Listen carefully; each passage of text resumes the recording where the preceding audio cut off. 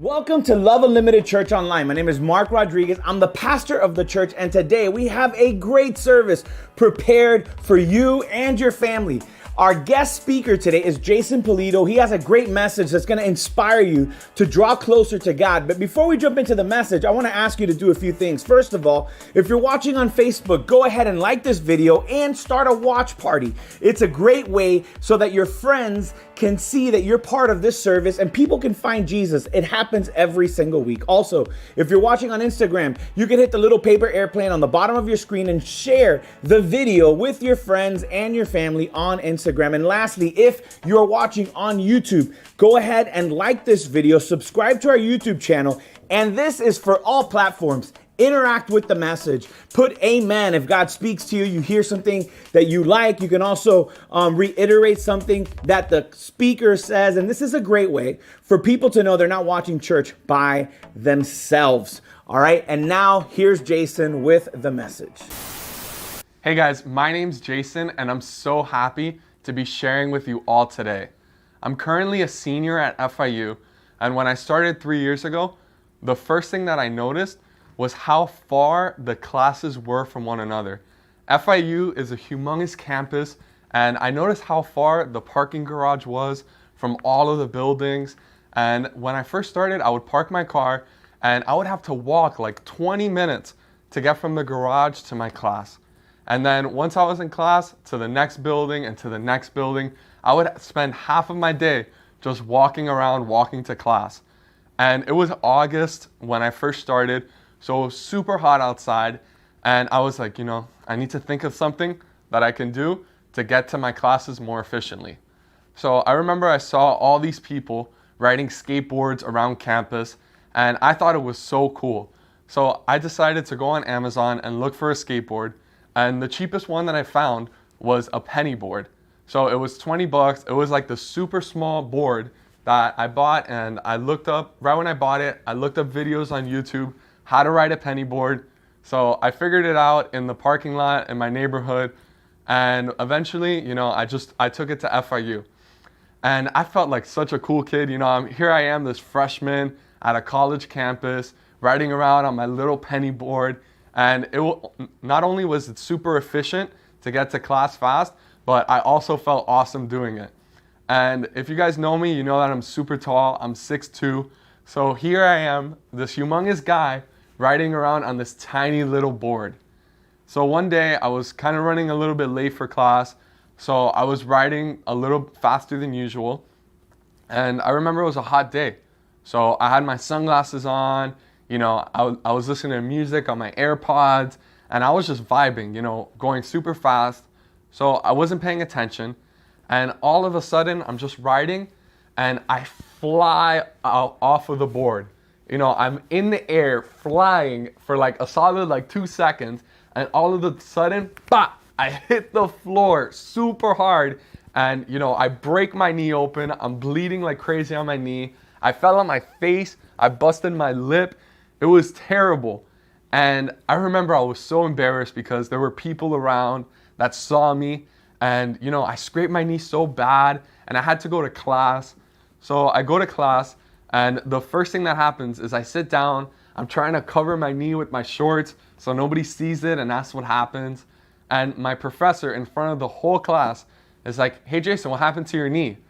And I had to tell the whole class the story that I was super embarrassed of how I fell off of my penny board. And at that moment, I made the decision. I'm like, I'm quitting. I'm never gonna ride this penny board again, because I was so scared that I would fall and I would be embarrassed again, and I would have to go through that physical and emotional pain again. And I had to come to a realization that I didn't have control over whether or not there was a crack in the sidewalk. All I had control over was whether or not I would pay attention to the floor and actually not try to look cool, but actually try to be safe. And it's hard for us in these moments to distinguish what we do and do not have control over. And I know this is really hard for parents when you're teaching your kids how to drive. These people are always so stressed out. When my parents taught me how to drive, I remember they were so scared, like holding on to the little handle, because they did not trust me. They thought I would kill them, I would break their car. And over time, you would think it starts to get a little better once I've been driving for a couple years. Maybe my parents will start to trust me more, but not at all. I've been driving already for 5 years, and every time my mom is in the car with me driving, she's constantly screaming at me to slow down, to be careful, to look when I'm driving, and to just be safe. And this is so hard for parents because it's hard for them to not have control over the car, and that the child that they knew when they were a baby and they've seen grow up all these years is the person that has their life in their hands. And this also happened to me when I started working out. So when I was a freshman at FIU, I started going to the gym all the time. I was trying to get swole. You see me, I'm a skinny guy. I was trying to get big. I would bench press every day, do curls, pull-ups, push-ups, everything I could to get swole. And I'm this skinny little twig that nothing was changing. I was working out every single day and I just couldn't see the results. I was still skinny and I wasn't getting like this huge guy that I wanted to be. And it was just so hard for me to understand that I didn't have control over whether or not I gained the muscle. All I had control over was whether or not I would keep going to the gym, have that discipline to stay working out every day. And separating what we do and do not have control over is really hard in relationships and friendships. So many times we try to change people for who we want them to be. We don't accept people for who they are, but we want them to be the person that we want. And this happens all the time. Maybe this happens to you with your spouse or with your kids or with your sister, your brother, where you're just trying to change them. But in reality, we need to just accept people for who they are and realize that we're not going to change anybody. But what we can do is we need to love them for who they are. And that difficulty of understanding what we do and do not have control over is very relevant in our relationship with God. It's so easy for us sometimes to get mad at God, to get angry that God is not giving us what we want. And sometimes we treat our relationship with God like a vending machine. We can do the prayer, put in the dollar, press the numbers, and then God will just give us exactly what we want. We try to control every situation in our life. And the main point of this message, and I hope the thing that we can all take away from this, is that all you can do is try your best and let God do the rest. That is all you can do. All you can do is do what you have control over. Instead of worrying about everything, every situation, you just have to trust in God and believe that God will do his part. And there's someone in the Bible that I want to share a story about that had a very tough situation to separate what he did and did not have control over. And there was a guy named Joshua, who he was the leader of Israel after Moses died. So Moses was this huge figure in the Bible where he was the one that freed the Israelites from slavery in Egypt. He was the one that led them through the desert, the parting of the Red Sea. That was all Moses. And I just think of Joshua, being the next guy up. And he had some pretty big shoes to fill. And if I was Joshua, I would be nervous. I would be scared that I could never be as good as Moses. I can never live up to those expectations. And for me as a younger sibling, I have this all the time where I've always had the same teachers as my sister, the same friends, all the same things. And I'm always scared that, I can never live up to those expectations. I'm sure Joshua had the same thing with Moses times 10. So when he was new as being the leader of Israel, he had a great challenge in front of him. So I want to read with you guys Joshua chapter 6, starting in verse 1, where it says, "Now the gates of Jericho were securely barred because of the Israelites. No one went out and no one came in.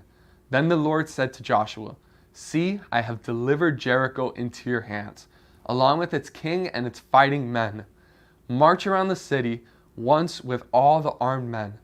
Do this for 6 days. Have 7 priests carry trumpets of ram's horns in front of the ark. On the 7th day, march around the city 7 times with the priests blowing the trumpets. When you hear them sound a long blast on the trumpets, have the whole army give a loud shout. Then the wall of the city will collapse and the army will go up, everyone straight in. And Jericho was known as a city in the ancient world for having these impenetrable walls. They had these massive walls that nobody was able to break through. Nobody was able to conquer Jericho because of these walls. And I just imagine God instructing Joshua to march around these walls with his army for 7 days. And I just think sometimes about our church, and I think about our leader, Pastor Mark, and he's always talking about how much he loves Hialeah and how much he's from Hialeah. And I just think, imagine if Pastor Mark told every single person in our church to walk around Hialeah with him, to do laps for 7 days. I would be very confused. I don't know if I would do it, maybe for the first day or so, but I would be so confused if he was instructing us to do this. Just imagine. And I could imagine Joshua in this situation, that he was so worried of what people will think of him as a leader. You've just been put into power. You've just been given the reins of the nation that Moses led. And I just think, what was going through Joshua's head? What is the worry, the anxiety that were circling through his head of what people will think about him? And for me, the key takeaway from this story, the main thing that stood out to me is that Joshua did not have control over whether or not the walls fell down. All he could control was whether or not he would obey God. And Joshua made the decision that he was going to do what God commanded him to do. He was going to lead the people in the nation of Israel as God wanted him to. And what really amazes me about this story is not that Joshua walked around the walls with his army for the first day, because it's so easy to do things once. It's easy to get excited about things and initially to do it the first day. But it's that point, that breaking point around day 4 or 5 where, people are starting to get tired. People are starting to question him. What are we doing? Why are we doing this? And in that moment, in that breaking point where Joshua decided that he was going to remain faithful to God, he was going to stay walking around the walls as God has commanded him to do, even when he didn't understand why. And let's continue at the end of the story to see what happened. So in Joshua chapter 6, verse 20, it says, "When the trumpet sounded, the army shouted. And at the sound of the trumpet, when the men gave a loud shout, the wall collapsed. So everyone charged straight in, and they took the city. They devoted the city to the Lord and destroyed with the sword every living thing in it, men and women, young and old, cattle, sheep, and donkeys." And let's stop there, because all that Joshua did in this story was try his best and let God do the rest. He didn't try to, jump over the wall or try to break it down, or try to do something, a shortcut to get away, which is what most of us probably would have done. But Joshua knew that if he would do his part, if he did what God commanded him to do, that God will be faithful. And for me in my life, I have a story like Joshua where I was in a situation where I needed to try my best and let God do the rest. And I was filled with anxiety, I was filled with worry, but I had that moment where I needed to trust in God. So for me, I never really liked reading. I never liked reading books. I never liked doing my homework where I would have to do summer reading or anything like that. And I would just always, for all of my school, do the bare minimum to pass the reading classes. Whether it was Googling summaries of the books or asking my friends to tell me something about the book, I would just do the bare minimum in order to pass. And in 7th grade, I was going through a lot, It was the time of my parents' divorce, so I was going through a lot of emotional issues, and I had to take the reading FCAT. And I remember, I just didn't, I tried, but it was so hard for me. I was reading, the pages on this book, and I couldn't understand anything. And I ended up doing really bad. I got a really bad score on the FCAT. So the following year in 8th grade, my school, they pulled me out of my PE class, which, I love PE, I love playing sports. And in 8th grade, they pulled me out and they put me in intensive reading class. And I was so embarrassed. I didn't tell my family, I didn't tell my friends. I remember being in that class and I was the only kid in the whole class that English was their first language. And here I am struggling so much with reading comprehension. And if you fast forward to this summer, I am currently applying to law school. And I needed to take the LSAT, the law school admission test, which is a super hard test, very stressful, and it has a reading comprehension portion. And I just remember spending hours. I was struggling to read. I was trying to learn all these strategies. I was trying to just maybe I could guess correctly or have a method for guessing. And it was so stressful. I remember I was sitting actually in this room where I'm recording this video right now, and I was struggling to study. I was studying every day for 10 hours, and I was just stressed out because I needed to score around 80% on the reading comprehension section, and I was only scoring 50%, 2 weeks before my test. And I came to a realization that, there's no way that I can do this on my own. There's no way that the kid that could barely pass the FCAT in 7th grade that was in intensive reading could now become a lawyer, could now get accepted into these top law schools. And I was so stressed out that I wanted to give up. I wanted to quit. I just wanted to accept that I'm not a good reader. I can't be a lawyer. I just need to move on with my life. And the realization that came to mind was that I don't have control over what score I'm going to get. I don't have control over whether or not I'm accepted into these law schools. All I can do is try my best and let God do the rest. And I knew that if I do my part, I knew that God will do his. And all I can say is that I've been extremely blessed. I was able to get the score that I needed, and now I've been accepted to 4 of the top law schools in the state. And now I'm in another situation where I'm stuck deciding where I'm going to go. So please pray for me that I have more wisdom. But what's amazing about my testimony is that I was able to gain the peace of God in my heart once I was able to stop worrying about every situation and just try my best and let God do the rest. And maybe you're here and you're thinking, how do I do this? What can I do so that my teenager that doesn't listen to anything that I say is going to be the person that I want them to be a person of God? Well, one thing to do if you have that situation is to bring your teenager to youth group. But seriously, there's 3 things that we need to do in order to try our best and let God do the rest. So the first thing is to invite God into the process.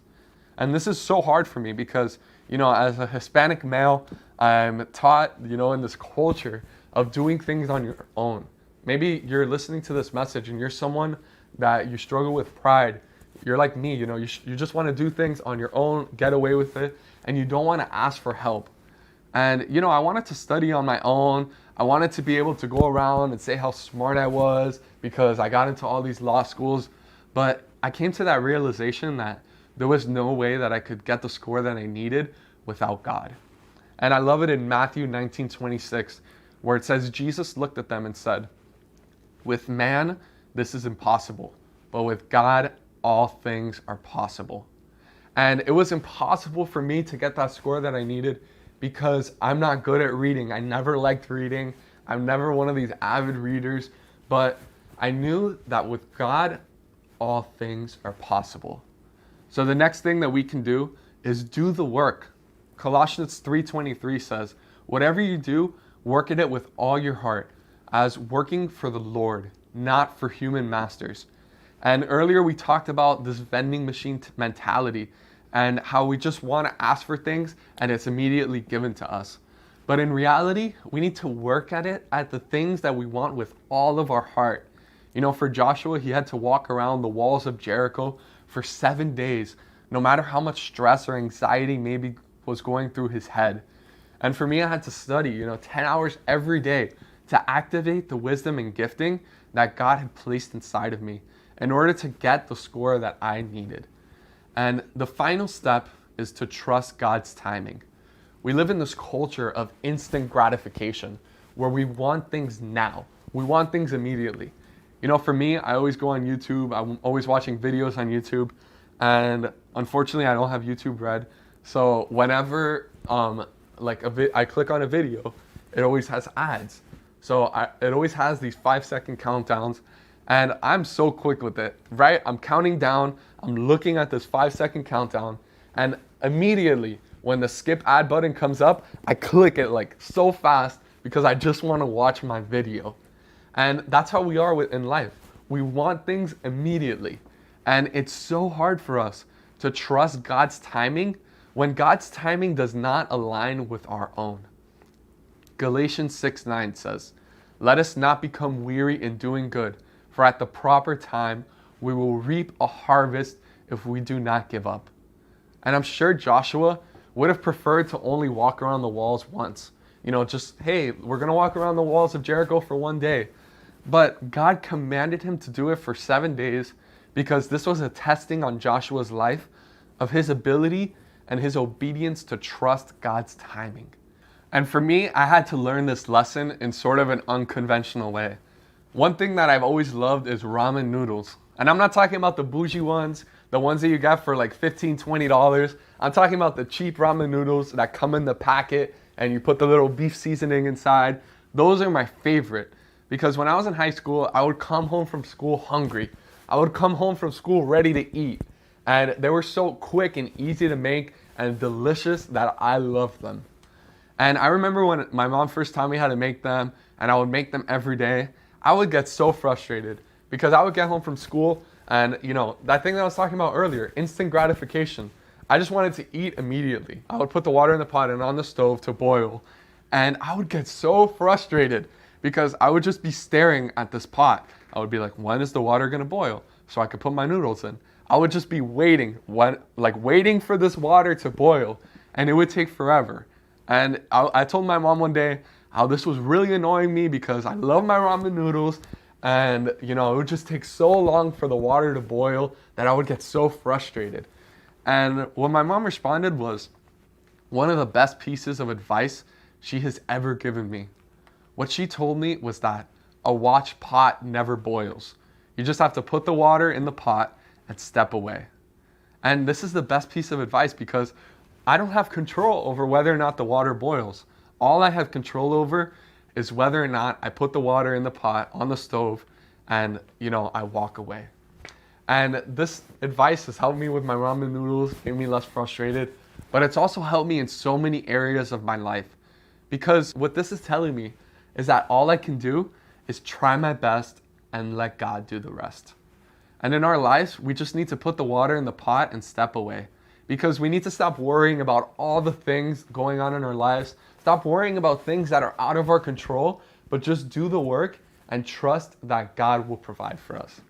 And imagine what our lives will look like if we no longer got anxious about all these things that we can't control. If we no longer stayed up at night worried about things that were out of our control. Just imagine the peace of mind that we would have if we just started to accept the things that we're given and be grateful. And in this holiday season leading up to Christmas, this is one of the most stressful times of year. I'm stressed right now thinking about what gifts I'm going to get people, where I'm going to go for Christmas, in a safe environment. And I just think in every area of our lives, in this season that we're entering, with all this stress, we just need to make that decision that we're going to trust God. And if you want to make that decision to accept Jesus into your life, you can do that today. And when we think of salvation, when we think of accepting Jesus into our lives, the first thing we think of is going to heaven. Once you die, if you've accepted Jesus into your heart, you're going to heaven. And that's something that I believe, and that's something that I say all the time. But when I think of salvation, it's something that's not only after death. Salvation is today. Salvation is tomorrow. When you make that decision to accept Jesus into your heart, you're saved from the anxiety, from the worry that may come your way, because you know that all you can do is try your best and let God do the rest. You're saved today, you're saved tomorrow from anything because you have Jesus in your heart. And if you want to make that decision to accept Jesus into your life right now, I want you to repeat this prayer after me. And wherever you are, and whoever's in the room with you, I want you to repeat it out loud. Read it off of the screen. It says, "Dear God, I come to you today, and I say I'm sorry for the mistakes that I've made, for the sins that I've committed. I give you my life. I give you everything. In Jesus' name I pray. Amen. Amen. Thank you, Jason, for that great message. If you prayed that prayer today, let me tell you something. We want to help you draw closer to God. We want to help you take a couple steps that are going to build you up in your faith as you begin to follow Jesus or maybe recommit your life to Jesus. The way that we can give you this information is by texting the word connect to 786-541-1020. Yeah, that's right. Just text the word connect to 786-541-1020, and we'll send you some information that's going to draw you closer to Jesus today.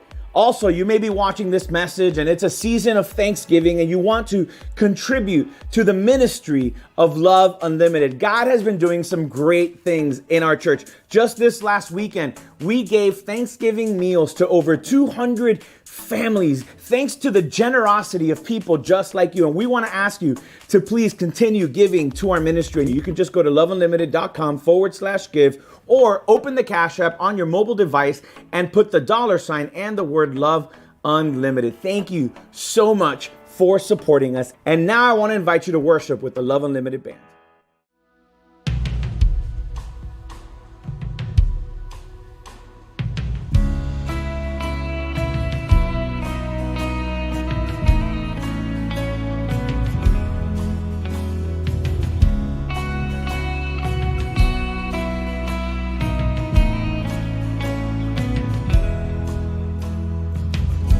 For I spoke a word, you were singing over me.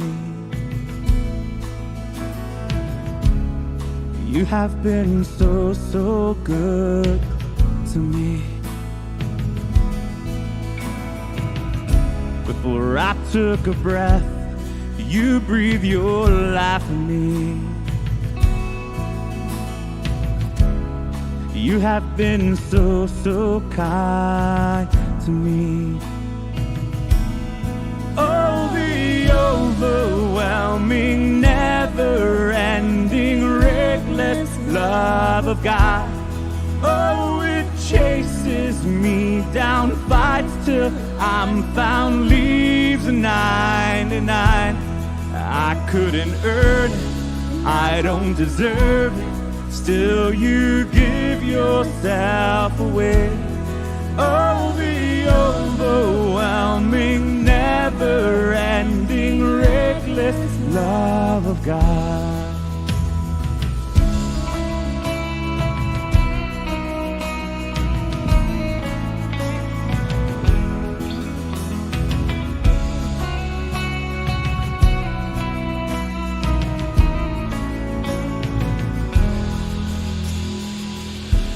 When I was your foe, still your love fought for me. You have been so, so good to me. When I felt no worth, you paid it all for me. You have been so, so kind to me, yeah. Oh, the overwhelming, never-ending, reckless love of God. Oh, it chases me down, fights till I'm found, leaves a 99. I couldn't earn it, I don't deserve it. Still you give yourself away. Oh, overwhelming, never-ending, reckless love of God, yeah.